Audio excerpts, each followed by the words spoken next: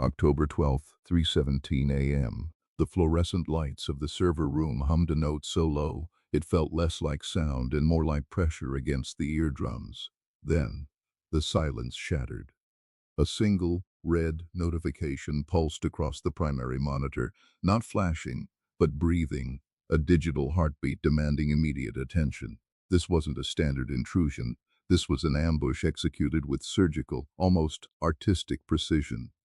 The network, the sprawling nervous system of a Fortune 500 logistics firm, was completely paralyzed. And the ransom note that materialized was not a demand for $5 million or 10. It was for $100 million, payable only in a cryptocurrency so obscure it barely registered on public ledgers. But the most chilling detail wasn't the amount. It was the accompanying file. A single, high-resolution photograph of the CEO's daughter, asleep in her bed, taken just moments before the lockdown. How do you fight a ghost network that already knows where you sleep? And if the attackers vanish the moment the transaction clears, who exactly is left holding the $100 million bag? The initial panic was textbook isolation protocols, emergency calls, the frantic scramble to isolate the infected nodes. But the attack wasn't just about encryption, it was about dominance. The malicious code, later designated Hydra 7, didn't crash systems, it politely quarantined them, locking the digital doors from the inside, leaving every essential function from inventory tracking to international shipping manifests frozen in time. The IT director, a veteran who'd weathered 3 previous, minor malware scares, felt a cold certainty crystallize in his gut. This wasn't the work of script kiddies operating out of a shared apartment in Eastern Europe. This required infrastructure, patience, and an unnerving depth of reconnaissance. The clock started ticking, not towards the deadline for payment, but towards the moment the global supply chain would begin to buckle under the weight of this single, invisible seizure. Decades earlier, the architecture of the modern internet was built on trust, a handshake across fiber optics. That trust was the weak point exploited here. To understand Hydra 7, we have to rewind past the flashing red screen, past the CEO's sleepless night, back to the quiet, almost pastoral beginnings of decentralized finance. Think of the early 2010s, a time when the promise of digital autonomy captivated programmers and libertarians alike.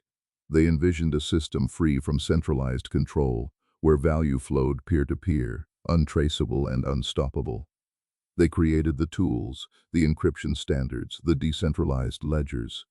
What they didn't fully anticipate was that the very features designed to ensure freedom would become the perfect camouflage for predation. The first whispers of this new breed of attacker didn't involve massive ransoms. They involved information arbitrage. Small, targeted data thefts, immediately laundered through layers of mixers and obfuscation services. These initial operators weren't seeking chaos, they were seeking invisibility. They practiced the art of the digital vanishing act. Each successful transfer, each clean exit from the digital crime scene refined their methodology. They learned how long forensic teams took to trace a Bitcoin transaction, how many jurisdictions they could cross before local law enforcement collaboration stalled. They were building a playbook for absolute deniability. The logistics firm incident marked the transition point. It wasn't about stealing customer credit cards anymore. It was about seizing operational control, creating a digital hostage situation where the cost of inaction outweighed the cost of payment. The attackers didn't just want money, they wanted validation of their power. The $100 million demand wasn't arbitrary, it was a precise calculation based on the firm's quarterly revenue projections versus the cost of a week of complete global shutdown. They priced the disruption, not the data. The team tasked with tracing the origin, a handful of elite cyber analysts flown in under deep cover, quickly hit the first digital wall.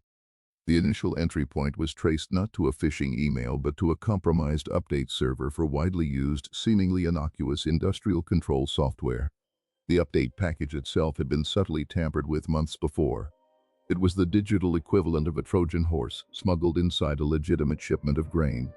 The code lay dormant, waiting for a specific network signature, a particular time zone, a trigger phrase embedded deep within a scheduled maintenance log. Then came the first breakthrough, a tiny error in the laundering sequence.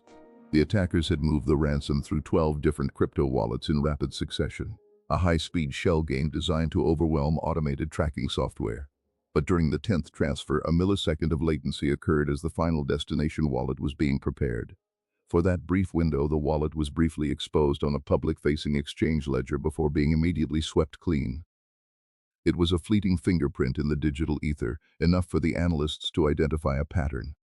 The transaction signature was consistent with a known but previously unlinked dark web marketplace known for trading high-end zero-day exploits. This marketplace, known only by its ephemeral domain name, was the nexus of the Ghost network. It wasn't where the attacks were launched, but where the infrastructure was purchased. Think of it like this. The attackers who seized the logistics firm didn't write the exploit themselves. They bought the lock-picking tools, the specialized surveillance software, perhaps even the compromised server access keys, paying in untraceable stablecoins. The marketplace acted as the digital pawnshop for high-level cybercrime. Who runs this shop? That became the central question driving the investigation forward, pulling the analysts deeper into the shadows. They discovered that the marketplace operated with astonishing professionalism. There were customer reviews, escrow services, and a dedicated technical support team to help clients integrate their stolen access points. It was a B2B operation for cyber terrorism. They weren't anonymous zealots, they were organized entrepreneurs. The analysts managed to infiltrate the marketplace's back-end using a compromised seller account that had been abandoned after a dispute over the quality of a botnet. What they found wasn't a lone hacker in a basement. They found organizational charts. They found quarterly profit reports. They found, startlingly, an HR department handling the vetting process for new exploit developers. The Ghost network wasn't a single entity. It was an ecosystem, a complex supply chain where the creation, deployment, and monetization of digital crime were expertly segmented. The team realized they weren't chasing the person who typed the ransom note. They were chasing the procurement officer, the software architect, and the money launderer, three entirely separate individuals, perhaps continents apart, who never communicated directly. The logistics firm CEO's daughter photo?